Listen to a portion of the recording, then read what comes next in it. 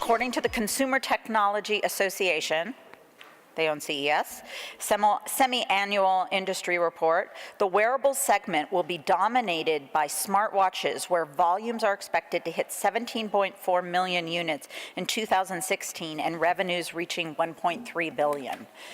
Definitely a category not going away. A lot of recent news about it, usability, so I think this is going to be a great talk. I want to introduce our next speaker, Preston Moxey.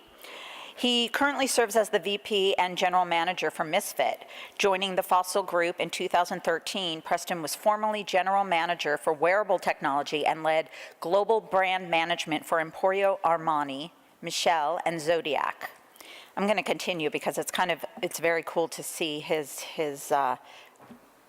extensive work. Fossil Group acquired California-based Misfit in 2015, and the merger has enabled the development and launch of wearables and apps from Fossil Group across all of their owned and licensed portfolio brands, including Fossil, is it Skagen? Skagen. I used to have one, I should know. Michael Kors, Kate Spade, Emporio Armani, Diesel, and more. So let's welcome Preston to the stage. Thank you. Thank you, absolutely. Hello everyone, good afternoon. So nice to get the just after lunch spot, so if anyone wants to help keep the energy up, let me know. So happy to be here actually for the second year. We were here last year with Jill and the team, and I can't tell you how excited it's been for both Misfit and Fossil Group to be part of CES, but also to be part of the health and wellness business. And we have a lot of new introductions, a lot of new products, but most importantly, we're no longer talking about what could be and what we think might happen. We're now doing this. It is our business. We're selling literally tens and hundreds of thousands of watches and activity trackers. We're selling and activating, hundreds of thousands and millions of users around the world. And so it's nice that this business is actually now happening. This isn't theory. This isn't a dream. This is what's driving our business and what's driving consumer behavior in the fashion watch business today. So for those of you guys that don't know, Misfit Wearables was founded by Sunny Vu in the Silicon Valley about 5 years ago, and always had a point of view that wearables to work should probably be beautiful, because once it goes on your body, you're going to have to want to wear it every day. If it becomes a burden, if it becomes something that's bolted on, it won't be something that'll last. You'll wear it because you were told to, not because you want to. And so where we've gotten today with the technology is that we have differentiating factors for our products. So we make wearables, we wear them on the wrist, but in general, we want to make things that are waterproof. We want to make things that last up to 6 months, because charging is something that breaks that habit of people wearing them every day. And frankly, they need to be beautiful enough that you'd wear them all day. You'd wear it to the gym, you'd wear it to work, you'd wear it to a convention and don't feel like you have to apologize for something. And so when you think about the Misfit brand and how we've positioned it now as it's part of Fossil Group, we're the futurists of the family. So Fossil is a brand that thinks about vintage. We have Skagen, which is a brand that thinks about contemporary design. Misfit's always about what's next, what's the future, and let's make fashion that's worth wearing. Let's make fashion that actually helps people's wellness and gives continual inspiration. And most importantly, let's have intelligence inside of our apps and our software services that actually put data into context and make it useful, and not just says how many steps you had today, because that is not interesting over time. We want to make sure we're making it interesting.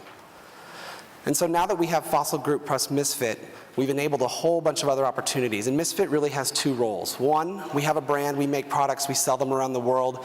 We try to convert all the Misfits in the world to be part of our little community. But we also are the technology that's inside of all the Fossil Group products. So Fossil Group last year announced and released 9 different brands of connected products, 140 SKUs. We also introduced these products in 43 countries in 20 languages. So this isn't just something that we're trying, this isn't just something we're doing in the US. We literally applied it across our entire distribution footprint globally. And so when you think about what Fossil Group is, for those of you that don't know, everyone's usually familiar with the Fossil brand, but the majority of our business is actually licensing. And so we make and manufacture and design the watches for brands like Michael Kors, Emporio Armani, Kate Spade, Tory Burch. And we do this, and we now put the Misfit technology inside of all these brands and deliver it to consumers worldwide. And it's not just the hardware side of things. We're now also making apps. So each one of our brands that is in the connected space now has apps that service their products. And so what Misfit did and allowed us to do, and gets us closer to the point with working with communities like this, is that we now have cloud and infrastructure products. We can make apps. We have 400 software engineers. We're a fashion design company. We now have 400 software and mechanical engineers working around the world to help make and design products. And we believe our point of difference from most of our competitors and what most consumers think of when they think of wearables is they think they're great, but for the very early generations, they were very fragile. You couldn't get them wet, they had quality issues, and people started abandoning them. But in the last 2 years, we've been able to really improve all those things, and right now, consumers expect when they buy something put on their wrist, why wouldn't it be smart? And so when you think about Fossil Group assortments, we think of our product classifications in 3 ways. We think of activity trackers, we think of what we call hybrid smartwatches, which is something that looks like a watch, acts like a watch, but on the inside is smart. So we have all the capabilities of technology, all the sensors, all the notifications, but we put it in the form factor of a watch. And then we also do smartwatches, so full screen smartwatches that you think. All 3 of these categories drive and reach different consumers. They also allow us to position different price points. So we have the ability to do business around $100 with activity trackers, smartwatches and hybrids approaching $150 to $250. And so this is an example of what happens when you take a fashion point of view on assortment. So we take 3 different types of products, activity tracker, hybrid smartwatches, and eventually smartwatches, and for just one brand, we can literally make dozens of products, dozens of choices, dozens of ways consumers can pick and choose their preference. This is just one brand. You multiply this across all the brands we have. We just announced this week, this year we'll be releasing over 300 wearables for Fossil Group. So this is now a big part of how we deliver newness to our fashion customers. And so when we talk about health and wellness, we see that as a channel for us, but we also see it as a reason that people believe our products are more valuable. Years ago, as we started making watches, you used to buy a watch because you had to be on time. People typically got one because they graduated from college or from high school and they had a job and they needed to go to work and be on time. You'd buy a watch once in your life. And about 15 years ago, we decided, what if you bought a watch like you bought a handbag or bought it like a pair of shoes? You bought it because it went with your outfit. So we started selling watches multiple times a year, not just once in someone's lifetime. And so now that we have watches that can do so many interesting things and not only reach people in terms of communicating with friends and family, but also improve the health and wellness of people's lives, we find that as watchmakers incredibly interesting. But the problem is, for wearables to be successful, and we've seen plenty that are and we've seen plenty that have failed, they need to be wearable. And I know that sounds silly and that's the most obvious thing that's going to be on this screen this weekend, but I'll tell you that's the biggest problem with most of the wearables that have existed that have had problems, is that when you actually put it on, you go, I don't want to wear this. And so we start with that emotional approach, is that it has to be beautiful and it has to be something you'd wear. And lastly, what we're learning in wearables is that for them to sell and for customers to actually want to wear it, it has to be from a brand that they love or trust, and it has to be something that is designed well. It's not going to be just because of what it does for them. And then lastly, what we're learning in the last several months is that our business model is changing. We used to sell watches to department stores. We used to sell to some e-commerce places. We launched our own websites. We thought we had it all covered. We now are selling products to insurance companies. We're selling products to hospitals. We're selling products to HR departments that want to have wellness initiatives in their companies. And so our ability to do commerce and reach people in new ways is changing very radically, and we're adapting our business model as well.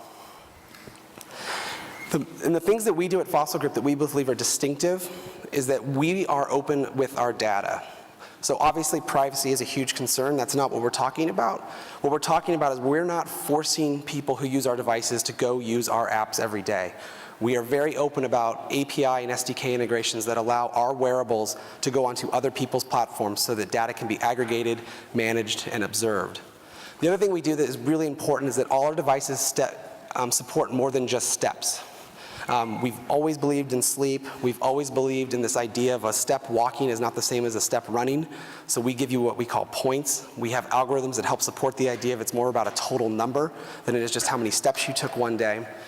And we also know that data can improve people's lives. The amount of stories, the comments we get, the response we get from people's lives. And it might just be, I have this wearable, I don't have to take my phone out of my handbag, and I can have lunch and be with my friends and be with my family, and I don't feel like I'm on my phone all the time. And then there's the obvious ones where it motivates me every single day to get up. I didn't take the escalators outside, I took the stairs. Because every time I look at an escalator, I realize I'm wearing this thing and I gotta make sure I hit my goal. And then lastly, because there's so many successful products out there, there's so many great brands making these products and selling them to the world, consumers are expecting things that they buy and put on their wrist to do more. And so we've been on the show floor all week, we've been talking to press, we've been talking to customers, And we just announced a smartwatch. We said it has GPS, it has heart rate, it has onboard music storage, literally hundreds of songs on your wrist. And every single consumer looks at you and goes, yeah, but and then what's next? And what's next? And what's next? The interest, the desire, the energy that customers are putting into wearables, into watches, and into jewelry is very, very exciting. And for designers and for product people, we want to make sure we know we're in a position to service their needs and service their interest for many more years to come. And lastly, what I want to kind of end with on the part of the presentation is that when we think about who we're selling to, we've been selling things in the fashion market for years. We sell millions of watches. We do a lot of different business around the world. But what we're realizing is that we can make things more interesting and useful, but we need partners to help collaborate and build those capabilities, inform us on what those topics are. Because to us, a new idea was we were going to do a blue one. We were going to make the hands green. That was innovation for Fossil Group for many, many years. And we built a $3 billion business off of those ideas. But today, the ideas for product, the ideas for how we take care of consumers and be meaningful come from sessions like this. They come from interactions with partnerships that we make. And they come from our ability to reach consumers that might have thought, I haven't worn a watch for years. I certainly don't want to wear a smartwatch every day and have to charge it. We agree. We can make a hybrid smartwatch that lasts for 6 months. It has an interchangeable battery.